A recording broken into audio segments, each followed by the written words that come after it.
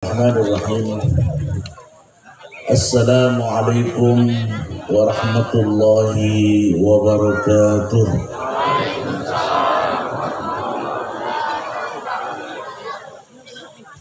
Alhamdulillahi rabbil alamin. Wa bihi nasta'inu ala umuri dunya waddin.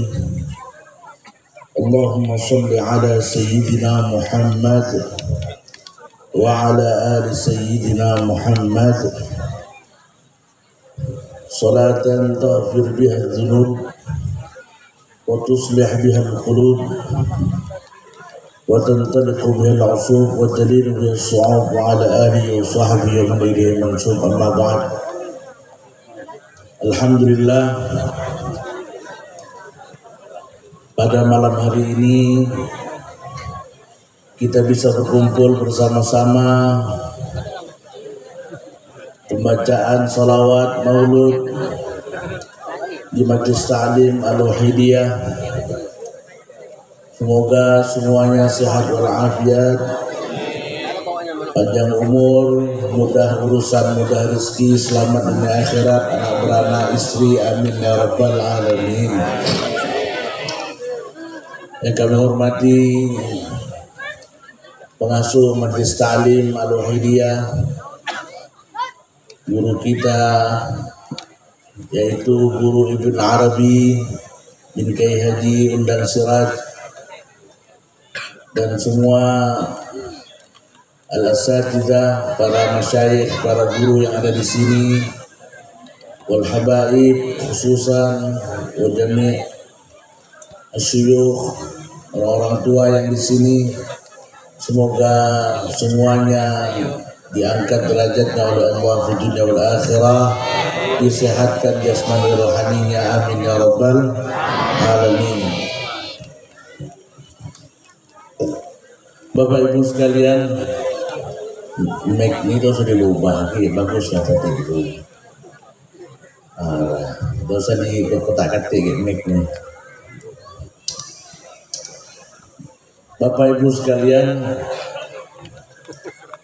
Majelis Ta'lim ini lebih mengena kepada perhatian akhlak dan adab, dan itu memang sulit dilakukan oleh setiap orang. Sampai Rasulullah SAW bersabda, "Adabani Rabbi fa ahsana ta'dibi." Telah mengajarkan adab kepadaku Tuhanku, kemudian ia sebaik-baiknya orang yang mengajarkan adab. Bapak Ibu sekalian, tidak terasa selama ini di Pontianak khususnya kita melakukan suatu maksiat yang tidak zahir tapi itu nyata. Dikatakan di dalam kitab Ar-Risalatul Jami'ah, wa min ma'asil qalbi, dan daripada maksiat-maksiat hati, tasghiru ma'azzam Allah, meremehkan apa yang Allah agungkan. Di antaranya tasghiru sya'airillah, meremehkan syiar-syiar Allah Subhanahu wa taala. Berapa banyak kadang-kadang kawan-kawan di beberapa masjid bertahun-tahun mengajar, sholat jamaahnya ramai, di waktu majelis ta'lim mereka pulang. Ini termasuk meremehkan apa yang Allah agungkan. Apa yang diantara Allah agungkan, bahwa seperti Al-Quranul Karim, seperti ilmu syariah. Ilmu syariah ini terbagi bermacam-macam. Ada ilmu tasawuf, ada ilmu tafsir, ada ilmu fiqih, dan masing-masing yang mendalami ilmu tersebut bersyukur kepada Allah dan jangan mengatakan percuma kepada yang lain. Kadang-kadang satu dengan yang lain mengatakan percuma. Percuma kamu ini belajar adab tapi ilmu tidak ada. Yang punya tasawuf mengatakan percuma kamu ini alim tapi adab tidak ada. Tidak ada yang percuma. Tatkala kita belajar ilmu Allah Subhanahu wa taala, ingin mentaati Allah, ingin mentaati Rasulullah sallallahu alaihi wasallam, tidak ada yang percuma, semuanya berguna. Maka harapan saya, tandanya orang soleh, pertama taat kepada Allah, melakukan perintah Allah, dan di akhir zaman ini cinta dengan majlis ta'lim seperti yang kita lakukan. Majlis zikir yang dimaksud zakara yazkuru zikra. Ada kalanya zikir berarti mengingat atau mengingatkan atau menyebut atau saling mengingatkan. Majlis-majlis di Pontianak ini banyak. Di masjid-masjid kadang-kadang saya lihat banyak majlis-majlis. Tetapi kadang-kadang tatkala habis salat jamaah, mereka langsung lari. Apakah ini dikatakan tasghir ma'azzamallah, meremehkan apa yang Allah agungkan? Kalau itu termasuk meremehkan, mengabaikan apa yang Allah agungkan, maka itu termasuk ma'asil qalbi, termasuk maksiat hati, yang kalau seandainya beliau melakukan seperti ini habis itu meninggal dalam keadaan maksiat. Na'udzubillahi min dzalik, summa na'udzubillahi min dzalik. Di antaranya lagi, tatkala kita mengatakan Allah, Rasulullah, cinta Allah, cinta Nabi, tapi banyak di antara kita masih menghormati sesuatu karena harta. Saya pernah diceramah di suatu daerah Pontianak ini. Ada Pak Gubernur, ada Wali Kota. Nama saya dari awal sampai akhir tak ada dia omong, diamlah saya. Nama orang ada Pak Gubernur sama Wali Kota itu iba, ya Allah. Tunduk, tengesut, ya Allah. Kok di Jawa terbalik biasanya. Yang pejabat tak dihiraukan, yang ulama dihiraukan. Ini mengatakan Allah, mengatakan Rasulullah, tetapi nyatanya cinta dunia masih kuat di hati. Bagi hati kita biasanya tinggi derajat siapa yang punya harta. Contohnya, kalau orang-orang kaya yang kentut, apa kata dia? Biasalah, itu obat penyakit. Kalau ditahan itu penyakit. Tapi kalau orang miskin yang kentut, kurang aja kalau tidak ada adab. Betul lah? Betul lah? Tapi jangan lain sembarang kentut untuk bedeng balik. Jadi saya harap yang namanya Allah, namanya tasawuf, namanya adab, kalau bisa jangan hanya dibicarakan saja, tapi kita lakukan di dalam keseharian kita. Biasa banyak tersebar kata-kata satu ini. Saya sering dengar, itu saya basuh di masjid mana itu, saya ngamuk-ngamuk, saya ceramah. Percuma alim tapi tidak beradab. Setan saja alim. Saya bilang kalau setan itu alim, datangkan sini setan, biar saya ngetes ya. Siapa yang ahli ilmu tenaga dalam, ilmu apa itu, datangkan setan, saya ngetes ya. Suruh dia bagi waris.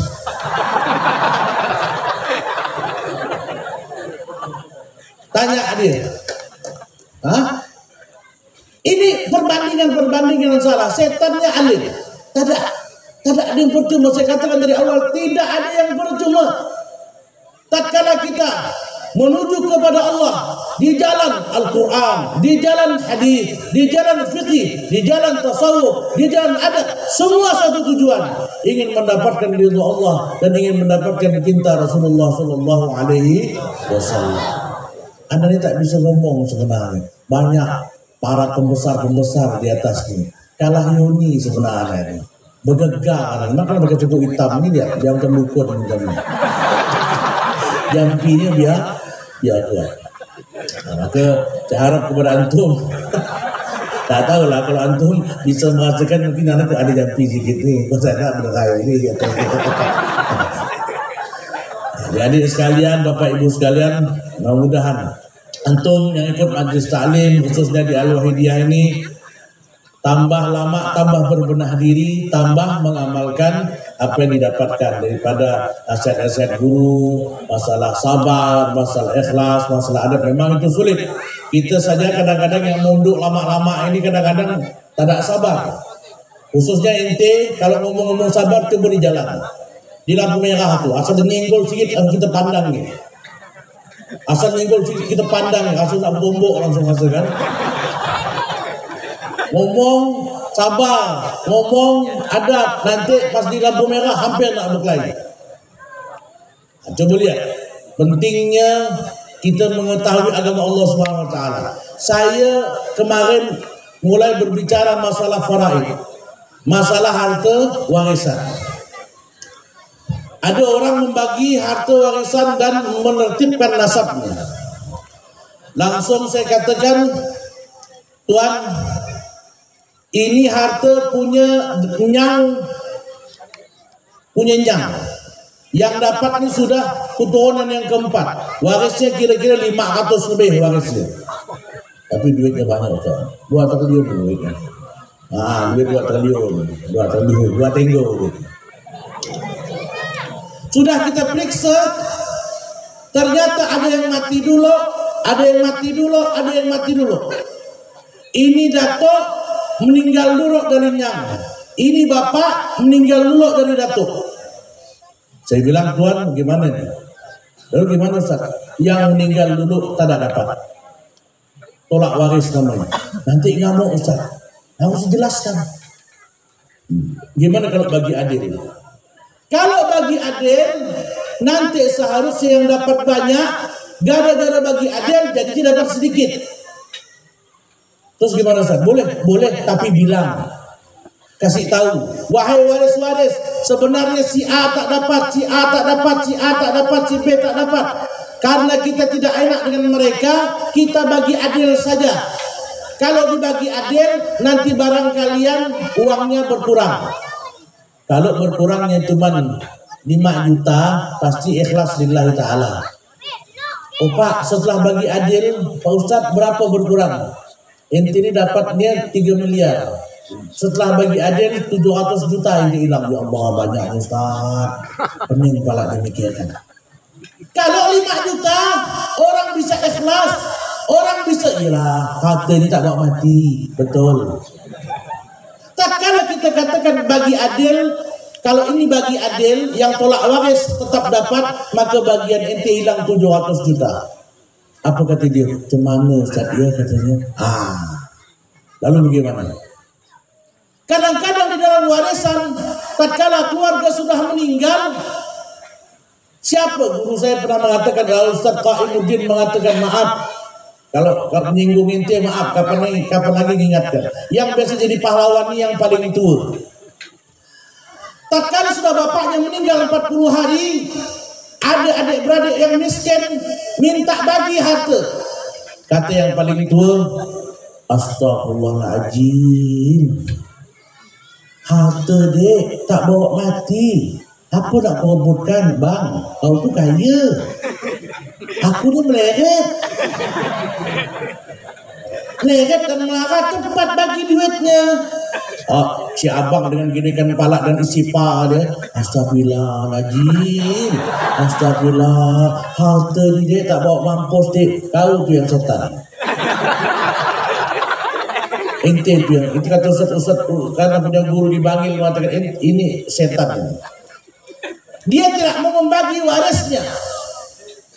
Dia tidak mau bagi warisnya karena alasan mengejar dunia. Tapi tidak terasa dia menyiksa adiknya yang perlu dengan uang. Adiknya tatkala perlu dengan uang dia tahan terus bagiannya. Atau kadang-kadang sampai bertahun-tahun tidak dibagi-bagi duitnya. Tatkala adiknya minta bagi duitnya, apa kata abangnya yang ahli masjid? Udahlah, harta bapak kita ini 2 miliar, kita wakafkan semua untuk masjid. Ya Rabbana. Nampaknya saleh, nampaknya baik, nampaknya tertib, padahal itu adalah makan haram karena dia telah menzalimi adik-beradik. Udah saya kumpulkan adik-adik Ustaz, semuanya ikhlas. Bang, Al-Imam Ghazali, seorang ahli tasawuf, mengatakan kalau ente dapat harta dari orang tu ngasih karena malu, maka hukumnya haram.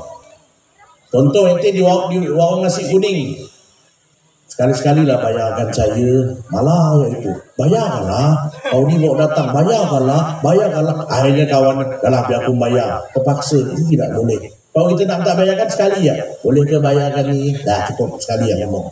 Nampak dia diam, tak banyak ngomong, berarti mungkin tak bawa duit mungkin. Udah Ustaz, saya kumpulkan ahli waris saya, saya kumpulkan. Saya tanya satu-satu, semuanya ikhlas, bagi rata. Semuanya ikhlas, nanti dibagi. Waktu ente kumpulkan adik-adik ente, kalau dia mengatakan, udah saya mau bagi sesuai faraid, saya mau bagi sekarang, dia malulah dengan adik-adik yang lain. Nanti takut dibilang tamak harta. Caranya bagaimana? Satu persatu kita tarik ke kamar. Yang paling tua narik ke kamar, dek, ini harta bagaimana dek? Udah bang, bagi secara hukum saja. Kita laki-laki dapat banyak, perempuan dapat setengah. Kenapa pula gitu dek? Anak kami perlu duit banyak bang, kami banyak utang. Bukan adik-beradik dikumpulkan di depannya, lalu ditanya langsung sompak. Bagaimana dek? Kalau begini, ya serah abang lah. Tidak, itu menjawab karena malu. Kalau jawabannya karena malu, maka hukum duit itu bisa haram. Datang seorang laki-laki kata Rasulullah, aghbar, mukanya compang-camping, yarfa'u yadayhi ila sama, mengangkat tangannya ke langit. Ya Rabbi, ya Rabbi, ya Rabbi. Wahai Tuhanku, wahai Tuhanku, wahai Tuhanku. Wa mat'amuhu haram, makanannya dari haram. Wa mashrabuhu haram, minumnya dari haram. Wa malbasuhu haram, pakaiannya dari uang haram. Fa anna yustajabu lah, bagaimana doanya akan dimakbulkan oleh Allah? Ini banyak terjadi. Allah sudah mengatur, khususnya hukum-hukum waris ini Allah sudah mengatur di dalam Al-Qur'anul Karim. Langsung Allah atur. Lizzakari mithlu hadzil unsayain, untuk laki-laki seperti 2 kali lipatnya perempuan. Kok Allah tidak adil? Kok agama tidak adil? Laki-laki lebih banyak dapat harta. Bu, laki-laki itu menanggung banyak. Anaknya, istrinya, keponakan dia kalau adik-adik mati dulu yang laki-laki. Cucunya kalau anak laki-laki mati dulu. Mertuanya dia tanggung duitnya, bapak emaknya dia tanggung duitnya. Perempuan kalau punya harta tidak menanggung sedikit pun.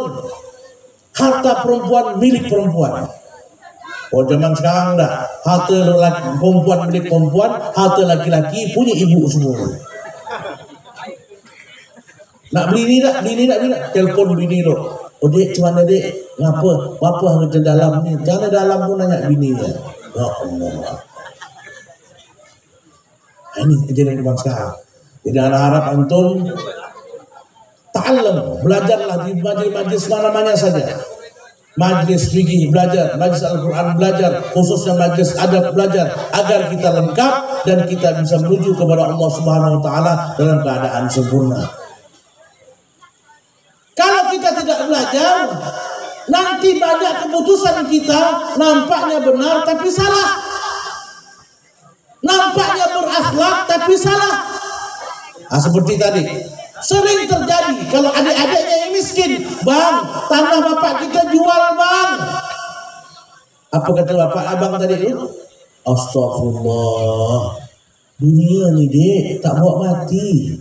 Tahu tu setan bang ni. Dunia tak bawa mati ini perlu duit. Belum lagi ada yang bagi tanah di kampung-kampung, kalau bagi tanah untuk anak-anaknya di kampung-kampung yang merasa, ingat tu, anaknya 7 dibagi rata 7 hektar, 1 hektar. Kata orang tuanya, adil aku bagi dengan anak aku. 1 hektar itu pun durian dengan kopi sambal langsat. 1 hektar yang ini rumput dia isinya. 1 hektar ini isinya pokok geli-geli. 1 hektar ini pokok nipah. Nampaknya adil. Terjadi tidak di kampung kira-kira? Ada. Terjadi apa enggak? Dia bagi tanah adil. Anak ini, kalau meninggal bapaknya tak mau dibagi. Apa katanya? Mak masih hidup. Mak cuma dapat 1/8. Lebihnya punya anak-anaknya. Kalau anak-anaknya laki-laki, perempuan, ya udah bagi 1/2. Kalau anak-anaknya perempuan semua, maknya 1/8, anaknya perempuan 2/3 bagi ramai-ramai. Lebihnya adik-adik bapaknya dapat. Ini banyak tak terima orang. Anak pondok waktu itu. Saya bilang, Cuk, ente, waktu itu mak diri, mak keduanya. Nah, itu perempuan tak mau dibagi itu karena harta bagi. Ini mak diri ente dapat 300 juta, dia bilang. Enggak mau Ustaz, saya dari miskin, mak bapak saya dari miskin berdua. Ini udah bapak kaya saya, bapak saya kaya dia datang. Ya bapak ente nak kawin lagi, gimana?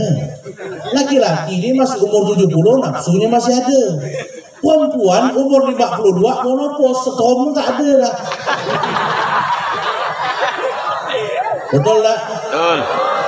Siapa nih laki-laki ini? Maka banyak prostat, banyak stroke, itu banyak pikiran. Laki-laki itu umur 70 sampai 100 masih menafsu. Kadang-kadang kalau kita kawin, apa kata orang? Astagfirullahaladzim, Ustaz, kawin karena nafsu. Kok tak ada nafsu, tak ada batang hidung di dunia nih. Betul lah?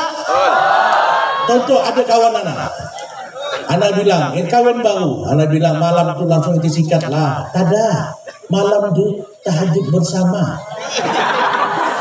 Tahajud bareng, baca zikir bareng.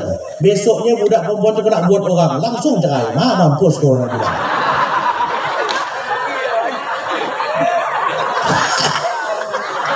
Kenapa? Nah, Ustaz, dia tahu hukum lah. Ustaz, bini saya tak ada iddah. Kamu tak ada iddah lah. Bini saya udah langsung kawin orang lain. Kenapa pula dia bilang? Tak ada iddah satu. Kenapa pula? Saya belum saya tombok ya gitu. Nah, malam tadi apa buat? Tahajud bareng, zikir bareng. Ya Allah.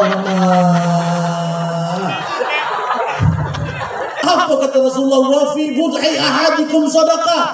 Kamu berkumpul dengan istri kamu sedekah. Ya Rasulullah, ayati ahaduna syahwatahu wa lahu fihi ajrun. Ya Rasulullah, sahabat mengatakan, apakah seseorang mendatangi nafsunya dia dapat pahala? Kata Rasulullah, bagaimana kalau pandangan kau kalau dia datangkan nafsunya dia yang haram? Bukankah dia dapat dosa? Kata Rasulullah. Ya, sebaliknya. Kalau dia mendatangkan nafsunya kepada yang halal, maka dia akan dapat pahala. Jadi kawin itu karena nafsu, betul tak? Yang pertama karena Allah, kedua karena jaga nafsu kita biar diarahkan ke jalan yang benar. Tapi kadang-kadang nih, ngapa kau kawin? Astagfirullahaladzim Ustaz. Buaya lah Ustaz ni dingin gitu. Enggak buaya pula. Kami buaya tak apa-apa. Yang penting masih di air, enggak? Jangan naik ke darat, kan?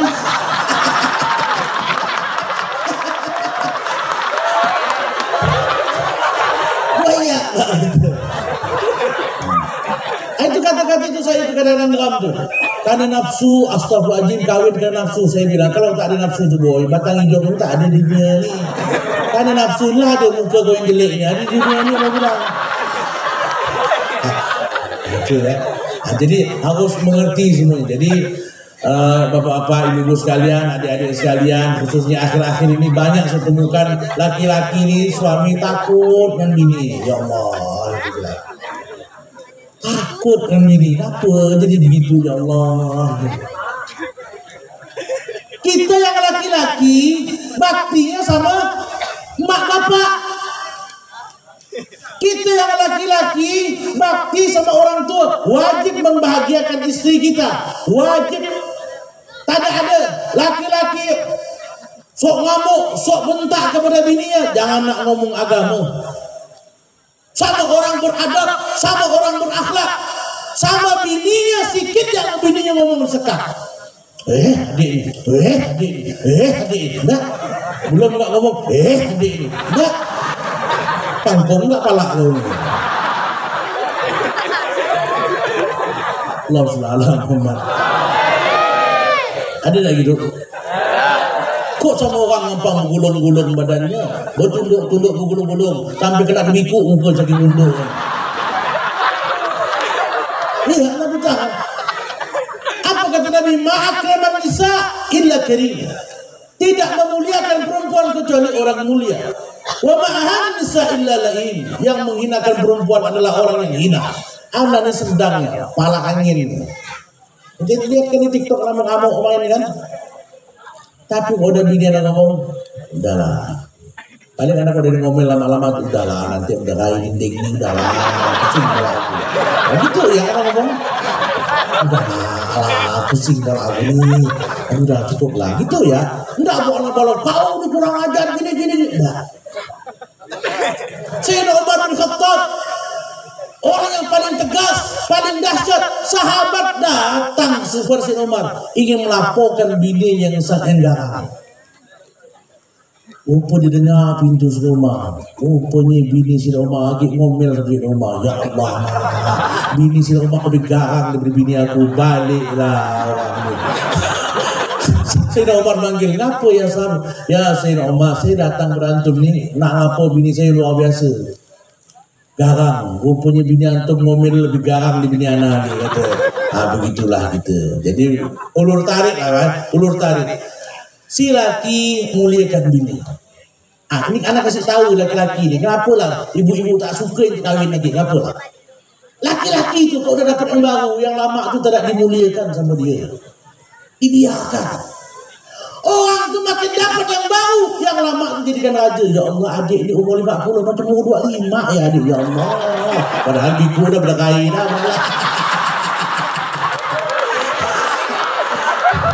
Cantik adik ni, ya Allah. Bini abang yang baru tu muka cantik ni, tapi kalau manis adik tetap manis. Ya salah, lambung-lambung lah. Itu jenangkan. Rasulullah mengatakan kepada Siti Aisyah, ya Humaira, wahai Humaira. Tapi kalau ente nak ngomongnya Humaira, pada bini ente lihat tak, orang hitam legam, dia legam tak usah Humaira. Bilang ya manis gitu. Ya Hum, dia ngomong bininya, ya Humaira. Mana bini gue itu? Ya Allah, mak mata musuh negeri hitam. Mana bilang, ya Humaira.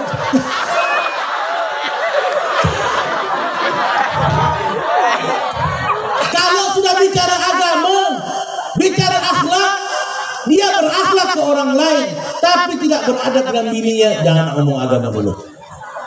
Nah, kemudian sekarang tadi kan kita naikkan bini ya, sekarang kita kentang bini pula. Kenapa sekarang ni? Apa-apa orang takut dengan bini? Ya Allah, ya istri, tatkala kita berbakti dengan laki kita, berbakti dengan suami kita, sama saja kita menjadi anak yang berbakti kepada kedua orang tua kita. Tidak ada jalan lain bagi perempuan yang sudah nikah, yang sudah kawin, kecuali dia berbakti kepada suaminya. Bukankah ini kok cinta? Mana aku nak sayangan dia, tak sayang dengan aku. Ini bukan cerita itu, ini cerita agama. Allah perintahkan, Nabi perintahkan, kalau perempuan itu suruh jilat darah laki yang meleleh dari kaki ke atas, belum menempati kewajiban sebagai istri. Tatkala dia berbakti kepada suaminya, sama saja dinilai oleh Allah, dia berbakti kepada mak bapaknya. Berat, memang berat. Kalau anak laki-laki bakti sama orang tua, kalau anak perempuan bakti dengan lakinya. Berat. Masih kuat perempuan itu tahajud, masih kuat perempuan itu puasa sunnah, masih kuat perempuan itu baca Quran, gampang baca Quran tiap hari. One day one juice, ya Allah. One day one juice. Apa tu? Anda Pak Ustaz tak sih banyak. One day one juice lah. Kadang-kadang tu saya tahajud tu adalah 10 rakaat tiap malam ya abang. Bercerita dia. Tapi pas lagi dek, balik abang ni, tunggulah dia bentar ya adik ni. Dia bentak ni laki ya. Ini yang terjadi.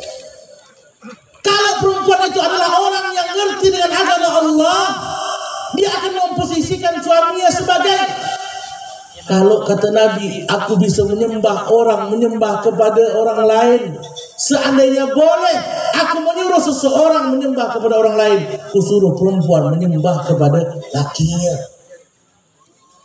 Akhir-akhirnya bagaimana kita anak-anak mau jadi soleh-solehah? Laki kita bentak, laki kita tidak nurut, keluar semaunya kita, izin tak izin, lalu minta kepada Allah, ya Allah jadikan anak-anakku soleh-soleh. Dari mana soleh-solehah?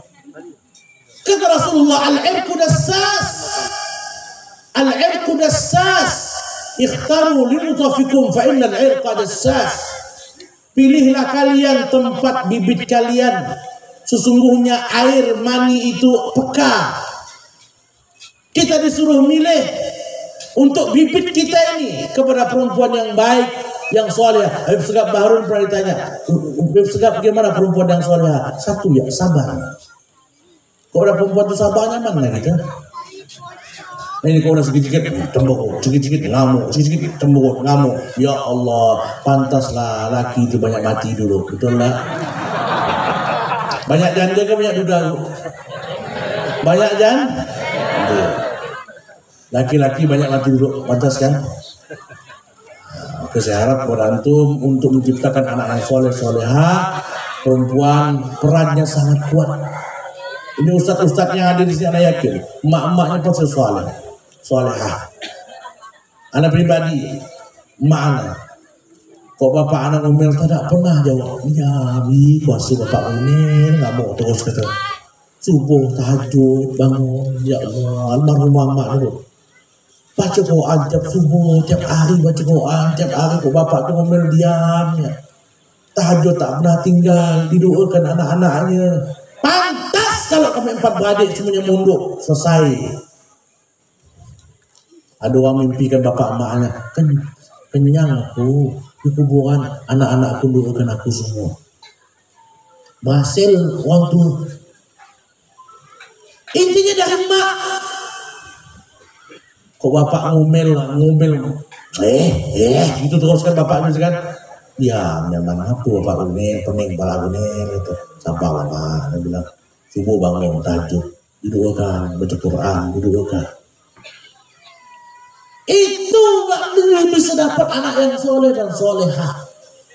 Ini kita yang ada duduk di kafe, keluar tak izinkan laki, melawan laki, nanti ingin anak yang lahir dari perut kita jadi wali. Nanti benar hantu apa inti itu. Tiap hari melawan laki, keluar tak izin, nanti anak yang keluar jadi wali. Ini kita haul Kiai Haji Undang Sirat ini, masya Allah. Ada orang batinnya terbuka mengatakan kepada saya tadi barusan, dan saya tahu beliau termasuk Allah yang kasih rezeki batinnya terbuka. Ya Ustaz, ini guru Undang Sirat ini min auliyaillah subhanahu wa ta'ala, masya Allah. Mudah-mudahan kita dapat barokahnya beliau. Berkat kita haul Undang Kiai Haji Undang Sirat ini, Allah Ta'ala kabulkan hajat-hajat kita, ampunkan dosa kita, dan sembuhkan penyakit kita, dan sampaikan hajat-hajat kita. Amin ya rabbal alamin. Ini sekarang anak yang mimpin guru Ibn Arabi, saya sering minta doa dengan beliau lewat WA biasanya. Masya Allah, antum berada di hall orang yang saleh, bahkan dikatakan waliun min auliyaillah subhanahu wa ta'ala. Anda tak paham, ini yang ngomong orang yang batinnya terbuka. Anda tak paham, Anda batin Anda buka kotor, masih suka dengan cewek-cewek cantik masih. Tak tahu dah inti usaha depan ni wali semua ni, insyaAllah ni tak mau cewek ni. Kok Anda ni masih hantu buaya masih. Lama Anda masih tinggal, ya itulah. Kalau dah naik ke darat bahaya dah. Alhamdulillah di malam hari ini kita berharap mudah-mudahan berkat haul seorang yang soleh, Kiai Haji Undang Sirat, semua yang kita inginkan balik dari haul ini, hajat-hajat kita dikabulkan oleh Allah Subhanahu wa ta'ala. Itu namanya tawassul. Itu namanya tawassul. Jadi kalau kita kayak ke kuburan wali-wali, itu bukan minta dengan wali, bukan, tawassul. Ya ayyuhalladzina amanu taqullaha wabtaghu ilaihi wasilah. Tawassul, wahai orang yang beriman, bertakwalah kepada Allah, carilah inti tawassul, wasilah, perantara. Kenapa tidak langsung ke Allah saja? Dilakukan oleh para sahabat. dilakukan oleh para sahabat. Dikatakan dalam kitab Zadul Ma'rifah, rawahu Abu Nu'aim an Anas bin Malik, Rasulullah bersabda tatkala menguburkan ibu angkatnya Fatimah binti Asad, Allahumma fir li ummi Fatimah, ya Allah ampunkan emak angkatku Fatimah binti Asad, bini istrinya Abu Talib. Walaqqinha hujjataha, kuatkan jawaban dia depan malaikat. Wawasi' qabraha, luaskan kuburannya ya Allah. Doa Nabi SAW kepada emak angkatnya. Bihaqqi nabiyika, berkat nabimu ini ya Allah. Wa haqqil anbiya min qabli, dan berkat nabi-nabi yang sebelumku. Bukankah itu tawassul? Rasulullah berdoa kepada Allah berwasilah dengan nabi-nabi yang sebelum beliau.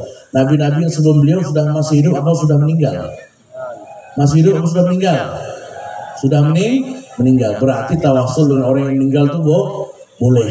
Contoh kemarin, Anda pergi ke makamnya Habib Hamid Al-Qadri yang bekas imam Masjid Jami.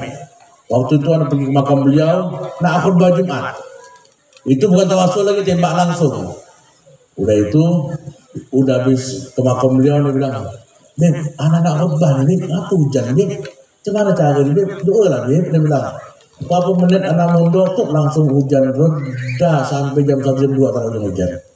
Itu namanya tawassul kepada wali-wali Allah. Dan tatkala itu ada perkara yang besar, perkara yang berat, tidak mampu untuk mengembannya, datang ke makam-makam wali Allah, datang ke makam guru ente ngomong sama beliau, Ustaz, Kiai, antum doakan anak sudah tidak kuat lagi, pecah kepala anak ini. Orang yang meninggal, orang wali-wali ulama yang meninggal, Allah Ta'ala mengatakan, wala taqulu liman yuqtalu fi sabilillahi amwat, jangan kau katakan untuk orang yang terbunuh di jalan Allah mereka mati. Ini untuk orang mati syahid. Yashfa'u yaumal qiyamah, dikatakan memberi syafaat di hari kiamat 3 kelompok. Al-anbiya, summa al-ulama, summa syuhada, para nabi, para ulama dan orang yang mati syahid. Kalau orang mati syahid saja yang di urutan yang ketiga memberi syafaat, mereka tidak meninggal di kuburannya, mereka dikasih makan oleh Allah. Apalagi para ulama, apalagi para wali, apalagi para nabi, mereka tidak mati di kuburannya. Tatkala orang datang bertawassul kepadanya, Anda kalau tawassul langsung, Anda bilang, kalau biasa Anda tawassul di makam anak punya Nyang Haji Yusuf bin Muhammad Qasim bin Mufti Jamaluddin bin Syekh Hasan Al-Banjari di Saigon, Anda bilang, Nyang, anak ini ada hajat gini-gini, antum doakan Nyang. Lama benar, dia bilang, nanti dia lari di kampung ini, Nyang, dia bilang.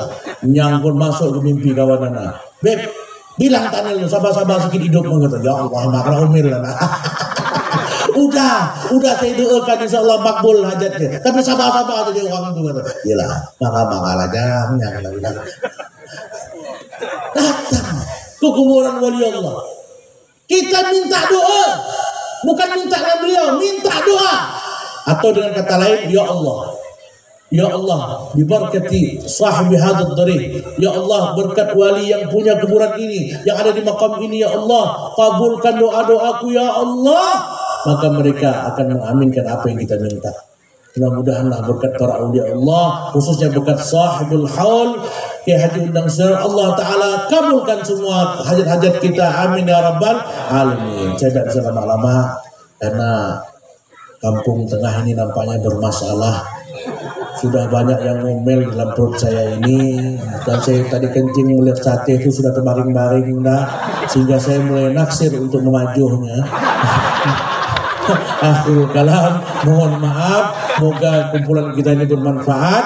Wabillahi taufiq wal hidayah. Assalamualaikum warahmatullahi wabarakatuh.